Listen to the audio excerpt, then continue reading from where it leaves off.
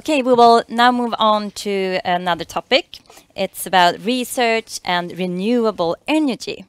And we will now talk to one of the researchers at FSCN, which is Fibre Science and Communication Network, a multidisciplinary research center at Mid-Sweden University. Renyun Zhang will show and discuss the research results in the area of nanoscience, nanotechnology, self-powered sensors, and energy harvesting. So let's see how we, with triboelectric nanogenerators, can harvest energy from body motion and use it in different applications. And we will start with a short movie.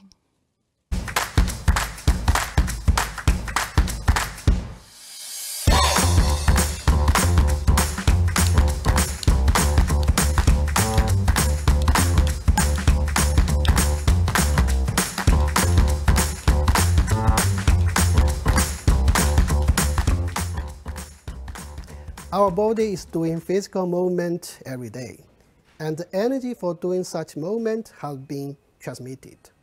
With new technology, namely triboelectric nanogenerators, we can harvest energy from the body movement instead of being transmitted. The purpose of this research is to find out how we can efficiently harvest energy from body motions and how can we use such energy in different applications. The electricity generated by the body motions, for example, walking on the floor, can be used for lighting floor lights or emergency indicators.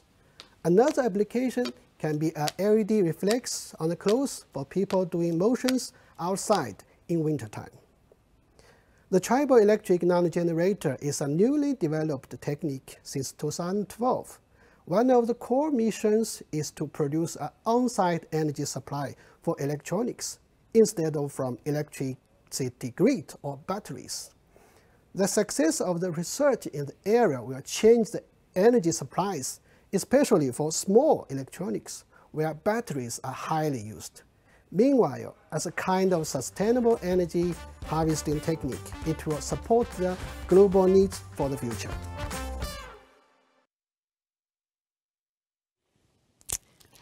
Hello, Renyun. Hey. Welcome to Science Innovation Day. Thank you. Now we're going to talk a little bit about the research that you're doing at FSCN. What is going on in this research area right now in a global perspective? Yeah, let's say all these triboelectric nanogenerators we call it, is based on two fundamental physical phenomena. Triboelectrification and electrostatic induction. You know, triboelectrification has been described by Plato 2006 years ago. It's like a seed planted in the ground for 2,000 years. But now, since 2012, suddenly it became a tree. And people start working on this. And nowadays, this triboelectric nanogenerator has been studied in different ways for fundamental studies, because this series is still on developing. We are not understanding the theory totally. Still, there's a lot to be understood. And then more towards the energy harvesting part, people start developing different types of triboelectric nanogenerator. Try to boost the performance. You know, the newest achievement this year, they published, the peak power density is 10 megawatts per square meter. That is fantastic. Of course, it does not mean a lot of energy, but its power is really high. This is achievement from the energy harvesting part. Then for the more self-powered sensor part, different sensors have been developed. For example, this wearing electronics to monitor your body motions, your health conditions, and even the products have been released to the market. They have these shoes you can wear to monitor your sort of movement. And they have implanted sensors like a pacemaker to help these people with heart diseases. That is for self-powered part. And also there's a big, they call it blue energy. That is to harvest energy from the sea. To use, to harvest energy from the tide, the wave. And this is a lot of scientists have joined in this area, because this is a very young topic. It's less than 10 years old. And it's a fantastic topic. And since 10 years, you see products in the market. That is a really big achievement. And I think this is progress now, but it's still ongoing. Nice to hear. And what are your research results in this area? What are you working with in this area? I work in sort of two directions. One is focus on the human body's triboelectricity. You know, our skin is a good triboelectric material, very high charge, positive charge affinity. That's why you see when you touch the metal in winter, you feel it. And this can be used as an energy source to sense your body motions. Because you let's say, suppose you hurt your leg. You walk in different gait, but when will you be recovered? Then with this we can predict it, because you get different signal. And the second is to try to use the body motion to trigger another triboelectric nanogenerator. Let's say in the movie we stepped on the nanogenerator, you produce energy, and how we make it large area with green materials. In the FSCN we focus on cellulose materials, and recently we have developed a fully green triboelectric nanogenerator based on only cellulose material, and that gives you a peak power of 300 watts per square meter. That's also a world record of full green nanogenerators. And this is two directions I'm mostly working now. And in the lab, you also have a research lab. What are you working in the lab? Yes, in the lab I do experiment. But of course, now I really want to put this research into applications.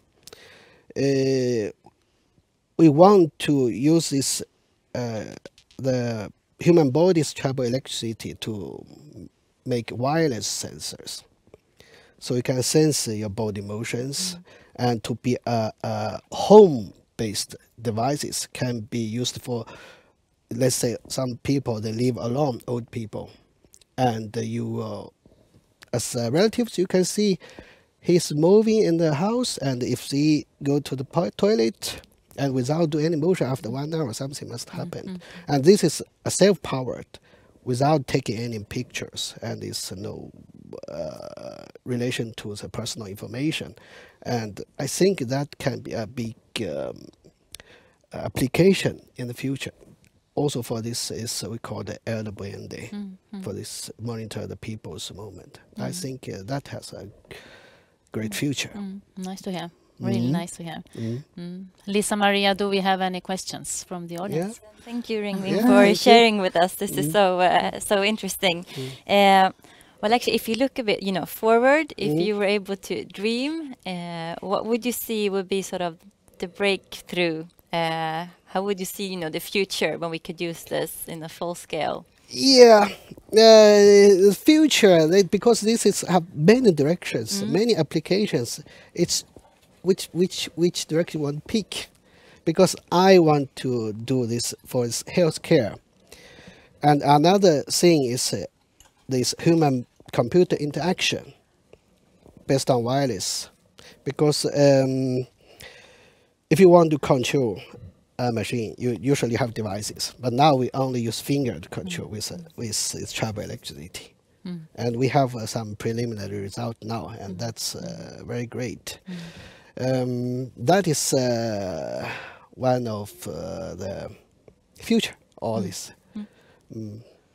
Great. And also someone is wondering, what are the main obstacles right now? What are your major challenges at the moment? The challenge is how you, because the signal, human body, the motion, the signal is very complicated. You're doing different motions, like I move my head and my hand together. How you define this?